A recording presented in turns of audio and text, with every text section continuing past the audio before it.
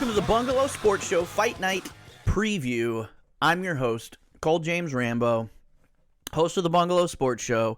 This is our midweek fight card preview for the upcoming fights this weekend. I just want to get these out here so any of you MMA combat sports fans, you guys know what's coming up, and anybody who is new to the space, doesn't watch a lot of MMA or combat sports, maybe this will help you dip your toes in, get you excited for one of these fight cards, and maybe you'll check it out. This weekend, we're going to start off with Friday night. We've got OneFC. That's One Fighting Championship. For those of you who have never heard of it, rivals the UFC in size, scope, viewership, maybe even bigger in viewership. They're basically the UFC of Asia. You know, it's kind of the UFC has the Western hemisphere covered. OneFC is from the East, and the caliber of fighter, it's right up there with the UFC. Obviously, the top of the top, cream of the crop. Most of those guys are probably in the UFC just because it has the most eyeballs and everybody wants to try to get there. But OneFC has guys that I think could come right into the UFC and beat some of our champions over here. So it's a great organization, and the best thing about OneFC to me is that they have a deal with Amazon. So a lot of their events are free, live on Amazon Prime. So that's a big deal. And then also they integrate different combat sports into their fight cards. So it's not just mixed martial arts. They've got submission grappling, straight Muay Thai. I believe they do some boxing fights as well. So they kind of give you a little taste of everything.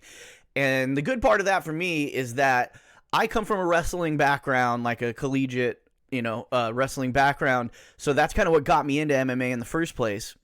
So I'm a ground guy. I understand the technique and the leverage and the different things that help, a ground fighter be successful in mixed martial arts. And since OneFC has submission grappling, these fights, you're going to watch these, and there's no punches, no kicks, no strikes. So you think, oh, it's going to be boring. No, it's some of the most exciting shit you ever see because there's no points. All right, these guys, it's a 10-minute round. They go in and they're just trying to rip each other's limbs off, choke each other out, and it's super action packed. So Friday night we've got OneFC live. I believe it's out of Denver. This fight card, I believe it's their first one in the United States. They're live on Amazon Prime Friday night, so go check your listings. But let's dive right into it, okay? So the first fight I want to highlight on this card is Rainer de Ridder versus Tai Ruotolo. This is a middleweight submission grappling fight. Now, Rainer de Ridder was middleweight, their middleweight MMA champion for a long time. He just recently lost his belt, but he is a submission specialist. He's a jiu-jitsu specialist. The guy is just insane on the ground. And this is a submission grappling fight, so he's not going to have to go in there and worry about, getting kicked in the face or punched in the face or anything like that. And we'll get to see him highlight his grappling skills against, another guy that is in Tai Ruotolo, who he's no slouch, but Rainer de Ridder, he's a real pleasure to watch strangle people. So that's a good fight. That one's going to be at the beginning of the main card. Another fight I want to highlight on here is Sage Northcutt versus Ahmed Mutaba. Yeah, we're going to go with Mutaba. I want to highlight this fight. This is a lightweight MMA fight. But Sage Northcutt, if you're an MMA fan, you may recognize that name. He hasn't fought in, it's probably been 3 to 4 years. He was a big prospect in the UFC back then and just had everybody behind him. He's got the looks. He's fucking looks like a G.I. Joe action figure. And he's just, was perfect, nice little Christian boy. Perfect to hit the ceiling of MMA popularity.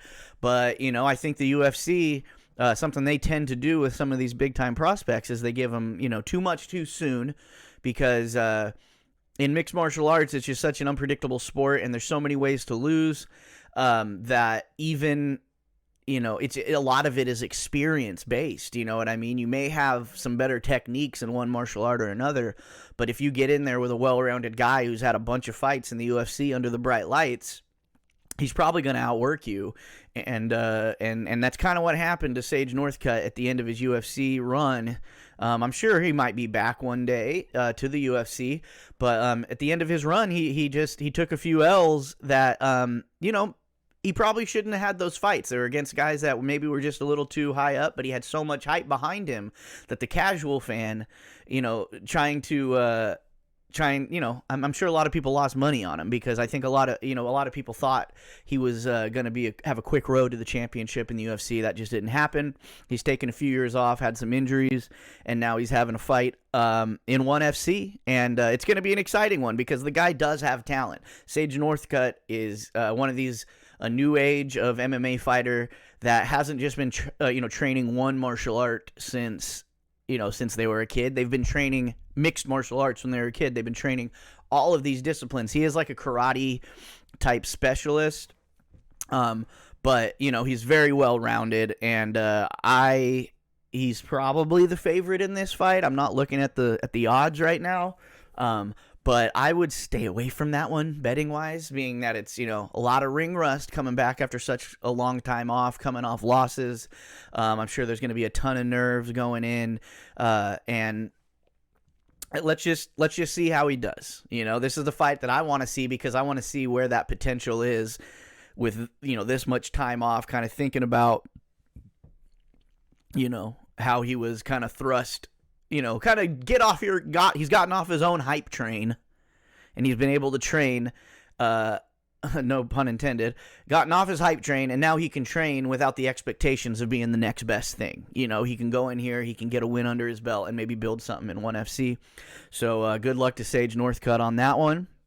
All right, the next fight we're going to preview here is an atomweight MMA women's fight, and this is Stamp Fairtex versus Elise Anderson.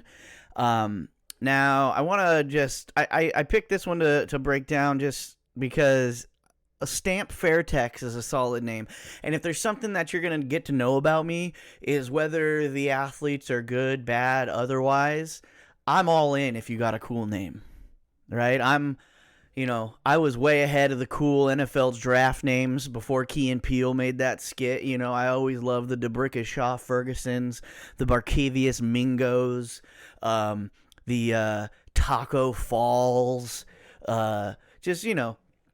all these different cool sports names, and Stamp Fairtex just happens to be one of those. And she also happens to be like an insane fighter. Definitely a Muay Thai specialist, but has been on quite a tear in MMA.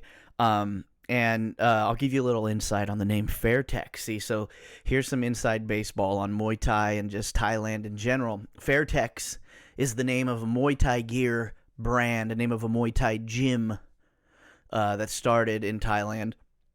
And the thing about Muay Thai fighters is a lot of times, you don't see it a whole lot anymore, but if you look back over the past years of Thai boxing fighters and Thai MMA fighters and things like that, you'll see a lot of Fairtexes. A lot of people with the last name Fairtex. And the reason for that is a lot of them would just take on the name of their gym, and they would just refer to themselves as their first name and Fairtex. So Stamp, not sure if that's a real name or not, but it's pretty damn cool. And Fairtex. So she's coming in a long line of Fairtexes. So tune in to check her out. All right, next we've got a flyweight submission grappling world championship. Champion versus champion, Mikey Musumeci versus Osama Al-Marwai. And you're going to want to tune in. I'm not too I don't know a whole lot about Osama, our boy over there, but Mikey Musumeci he's like a he's a goddamn jiu-jitsu whiz kid, okay? This guy is young. He is just insanely talented in the world of jiu-jitsu, and when he's got his glasses on and his street clothes, he looks like somebody who should work at the Genius Bar. You know what I mean? He looks like a little nerd turd, and he might be, but he's also gonna choke you the fuck out. He's gonna pull your leg apart at the knee joint. He's just a complete just a bad dude. And that one is going to be exciting because, like I said, with these submission grappling fights in OneFC, no points, submission only, 1 10-minute round. I believe if there's no submissions in 10 minutes, I do believe they have some kind of an overtime round. I'm not sure. I guess we'll find out on Friday night. But definitely want to check out old Mikey. I'm going for him to get that W in that one. 2 more fights on this OneFC card, and these are going to be probably the most exciting of the whole night. One, we've got a flyweight Muay Thai World Championship fight between Rod Tang and Edgar Tabarez out of Mexico. Now, Rod Tang, another Muay Thai fighter. This guy might be, he's definitely probably the best Muay Thai practitioner in the world at the moment. Definitely one of the best ever, maybe the best ever. He is all action all the time, jumping around, trying to just kick people's heads off. So make sure if you don't tune in from the beginning, make sure you get there for this co-main event, because this has this will be like fight of the night written all over it, because any fight that Rod Tang is involved in is going to be nuts. And since this isn't an MMA fight, this is just straight Muay Thai. It's his world. Obviously, Edgar Tabarez, he's nothing to shake a stick at, but I think Rod Tang's probably gonna knock him out. So tune in for that one. And then finally, the main event Friday night OneFC is Demetrius Johnson versus Adriano Moraes, flyweight MMA World Championship for OneFC. Demetrius Johnson, he is any MMA old head like me. He's on your Mount Rushmore of greatest MMA fighters of all time. If he's not, you don't know what the fuck you're talking about. It's as plain as simple as that. Obviously, during his time in the UFC, he's got the most UFC title defenses of any weight class, any fighter, all time. Going to be hard for anybody to beat that. And, he basically kind of got traded to OneFC for Ben Askren a few years back. This is a trilogy fight. He came in, he fought Adriano Moraes for the championship, and got knocked out with a knee in his first fight in OneFC. Then he came back, fought him again, knocked Adriano Moraes out with a knee. Same result, different winner. You know what I mean? These guys are so evenly matched. Both fights have been absolute craziness. Any Demetrius Johnson fight is just nuts. And there's a lot of MMA casuals out there who just want to see big guys knocking each other's heads off. But that's not MMA, all right? Just because Demetrius Johnson weighs 125 pounds, they have those pound for pound rankings, which are kind of just make believe, right? Because you're never going to have these guys fight each other that are in different weight classes. But Demetrius Johnson, when it comes to technique, skill, power, endurance, just across the board, he's literally one of the best combat sports athletes in the history of planet Earth. And just for that reason alone, you should tune in, because this very well may be his last fight. He's already said that. So give the man his respect. If you've ever been a fan of his or a fan of MMA, tune into OneFC on Friday night and watch Demetrius Johnson hopefully retain the title and go out on top. And retire an illustrious career, and hopefully gets the job done. All right, now into the meat and potatoes of this weekend's fight cards, and that is UFC 288 on ESPN pay-per-view, headlined by Bantamweight Championship between Aljamain Sterling and Henry Cejudo.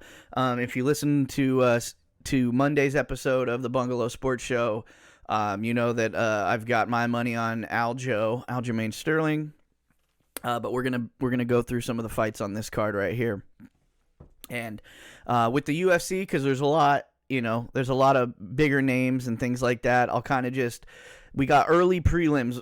They always split up their cards. The UFC does. They usually put early prelims either free on ESPN, free on ESPN Plus, and then you don't have to pay until the main card starts for the pay-per-view. So I'm kind of looking at these early prelims here to see if we got anything I need to mention for any of the casuals out there. Probably not. We've got the prelims on ESPN. We've got a couple good fights going on. We've got Drew Dober versus Matt Frevola, the steamroller Matt Frevola. And Drew Dober, who is just a staple in the lightweight division. He's a tough guy, but Matt Frevola he's on a run right now. You know, he's a young up-and-coming guy, and he's on a run. He's got the headlining spot on the prelims, and those are free on ESPN. So if you don't want to pay for ESPN plus pay for the pay-per-view, which is total bullshit, but it's just the way it is. And when you're degenerate like me, you're going to pay to see the fights, or you're going to stream them illegally, allegedly. But so you can watch the prelims on ESPN for free on your dial, and you've got four good fights going on. You got Chaos Williams on that card, Devin Clark, Marina Rodriguez, Drew Dober versus Matt Frevola. So tune into those ones. And on the main card, this main card is probably, I mean, just looking at it on paper, it should be a pretty exciting fight, or exciting card altogether. Just kicking off the main card, we've got the return of Crone Gracie, descendant of, obviously, the Gracie family, the people who are basically responsible for MMA growing its popularity around the world. And Crone is an outstanding fighter, but another one of those, kind of like I was saying about Sage Northcutt with the OneFC, is, you know, a lot of hype and the name behind him and popularity coming into the UFC, Crone Gracie. So he kind of got thrown to the wolves. He won, I think, one fight, two fights, and then they threw him Cub Swanson, who is just a 145-pound just animal, who's been around forever. He's got more experience than almost anybody in the UFC, and he's just a bad motherfucker. And then they threw Crone Gracie in there, who's also a bad motherfucker, but again, when it comes to mixed martial arts, a lot of times, if you're evenly matched skill-wise, the experience is going to win out. So he took a loss against Cub Swanson, which, you know, that's nothing to bow your head about. But he took a couple years off, and now he's back, and it's going to be Crone Gracie versus Charles Jourdain. Charles Jourdain, he's another up and coming guy, 145 pounds in the UFC. So it's going to be kind of a good litmus test for Crone Gracie, I think, this time around. It's kind of like, let's hit the reset button with Crone, and let's give him Charles Jourdain, who isn't a scrub, but Crone, with his skill set and the hype behind him, he should be able to take care of Charles Jourdain. But you never know what happens. After that, we've got another 145-pound fight. We've got Movsar Evloev. This guy, he's got a hard name to say, but the guy's a beast. Anybody with a name like that better be able to fight, and he can. He was originally supposed to fight Bryce Mitchell, the UFC's resident flat earther, anti-vaxxer, everything guy. Bryce Mitchell, who's coming off a tough loss. But he pulled out due to an undisclosed injury. The UFC does these like behind the scenes like lead ups on YouTube, like to the fight cards, called UFC Embedded. And there was a scene with Bryce Mitchell in a hot tub, and he has this crazy purple area on his shoulder, like crazy purple. And nobody explained it, and then the next day he was off the card for an undisclosed injury. A lot of speculation about what that's about, but no longer Bryce Mitchell. It's Movsar versus Diego Lopez.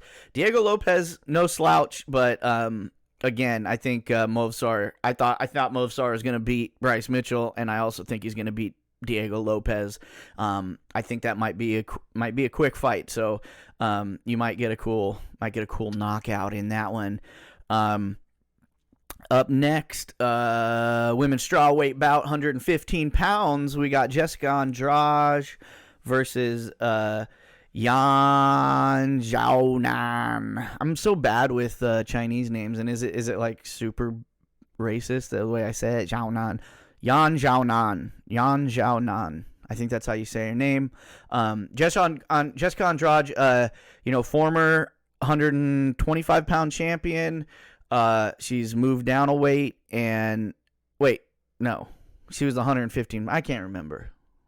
They have too many damn fights. Jessica Andrade is a fucking beast.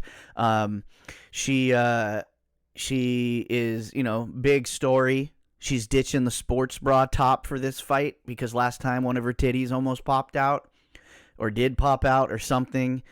So hopefully she's feeling a little more comfortable with her wardrobe in this fight. And I expect her to come out on top with this one and maybe with a good TKO finish.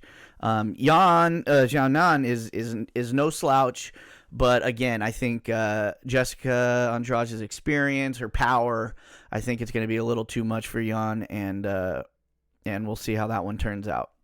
All right, now we get to the big boys. We've got two guys who deserve a title shot, maybe more than any other fighter in the UFC in any weight class. One of them specifically, we've got a 170-pound fight between Gilbert Burns and Belal Muhammad. And this is a storied fight. Gilbert Burns, he had a title shot against Kamaru Usman, came up short. But losing to Kamaru Usman is, especially losing a decision to Kamaru Usman, it's basically, a win against anyone else. So it doesn't really set you back too much. And now that Kamaru's not the champion anymore, he's set up for another shot because he's on another tear. He's on another crazy winning streak. He's just dominating people. And poor old Belal Muhammad, this is a guy who's on a 7-fight winning streak in the welterweight division. His wins are just a list of like who's who in the welterweight division right now. And the guy just keeps getting more impressive with every fight, but he keeps getting looked over for, title shots just because he's not necessarily the most popular guy, which I get it. It's sports entertainment. You got to have entertaining side to it, especially, after Conor McGregor, he really made it a point that anybody who's going to make it to the top of a division really has to have a character side to them, or at least be good on a mic. And Belal Muhammad, it's not that he's not good on a mic. He's just not trying to be entertaining. He's just a fighter. He's a fucking fighter.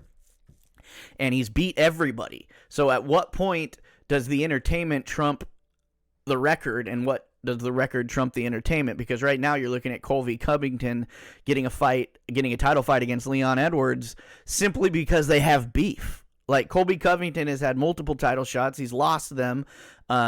He should have to fight a Gilbert Burns or a Belal Muhammad or somebody like that to get a title shot, but he's skipping these guys over just because of the storyline. They have him and Leon Edwards have history. So that leaves poor Belal and poor Gilbert having to fight each other for the next shot. And so this fight, I couldn't tell you who's going to win this fight. This fight is a crapshoot. These guys are evenly matched. They have a very similar style. They're both just very tenacious and never let up on you. And it's just constant pressure, whether it's stand-up, whether it's on the cage grappling, whether you're on the ground grappling. These guys are just both, they're just fucking pit bulls, man. And then once they hit the gas, they don't stop until the fight's over. And the beautiful thing about this fight is that it's 5 rounds. It's the same length as a title fight. I love it when the UFC does this, makes a co-main event that's really important, for the landscape of the division, when they make a non-title fight 5 rounds, because these guys deserve 5 rounds to prove who's going to win this fight. Because 3 rounds sometimes with guys that are this conditioned and this skilled, sometimes sometimes you got a stalemate for a couple rounds, and then in those 3rd, 4th, 5th rounds, if it's only a 3-round fight, that fight starts just picking up, and you really don't have a clear-cut winner by 3 rounds. And if there was 2 more rounds, it's like, well, shit.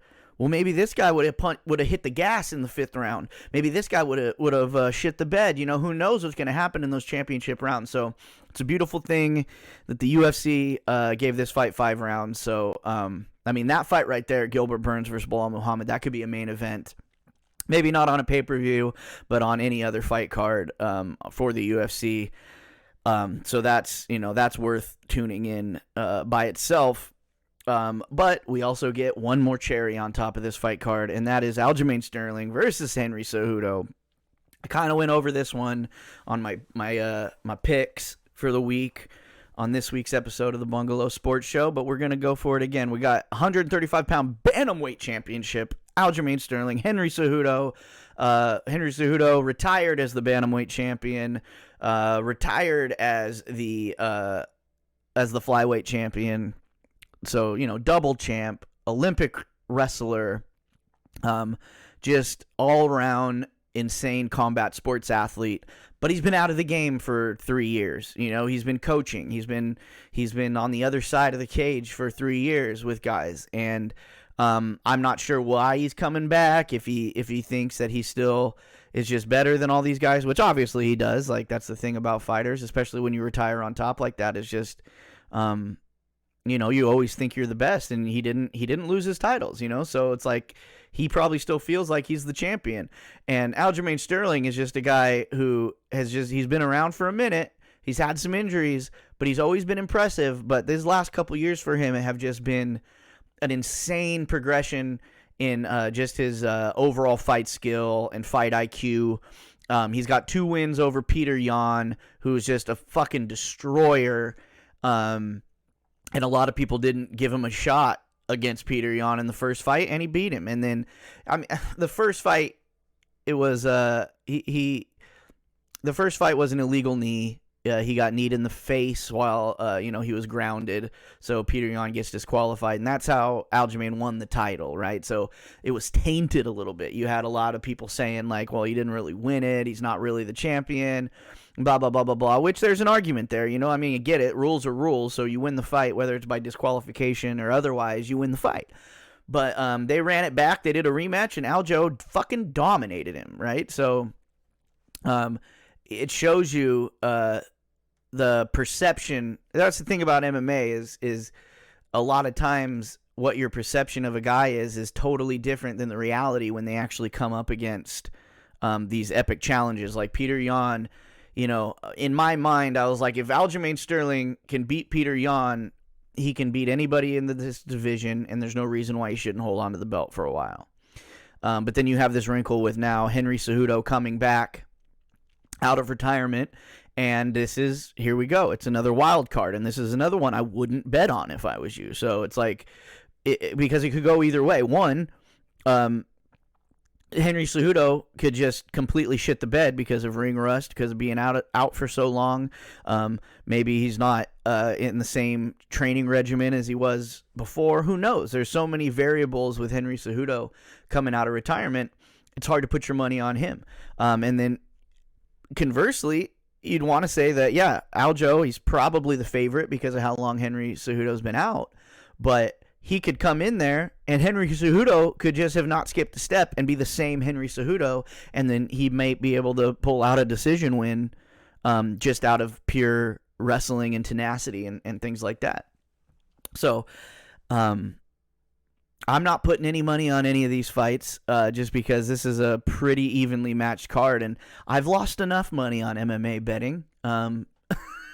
Thinking that's the thing, is like, you watch something for so long. I've been watching MMA since, like I said, since like 2007. So it's been 16 years of watching this shit, and you think you fucking know all the ins and outs and everything. And maybe I do, but fight to fight, everything changes. And you just never know when it's going to be a guy's breakout night. You never know when an underdog's going to land that fucking shin to the chin and end your parlay early. So bet at your own risk on these fight cards, but have fun, watch them, please. Grow the sport of MMA. I know it's like they say it's the fastest growing sport in the world, and maybe it is, but I want to get the stigma off of it just being a bunch of people beating each other up. There's so much skill involved. There's so much, whether it's introducing your kids to it from a self-defense standpoint, getting them into martial arts, anything. I just love this sport so much, and I want all you guys to love it too, because it's a beautiful thing. It's not this barbaric spectacle that it used to be back when I was a child. It is a skilled event between elite athletes, and it should be looked at the same way as all the other sports are looked at. So thanks for joining me for the first Fight Night preview. We'll be back next week with one of these, previewing the upcoming cards for next weekend. And don't forget to tune into the Bungalow Sports Show every Monday, 2 p.m. Pacific.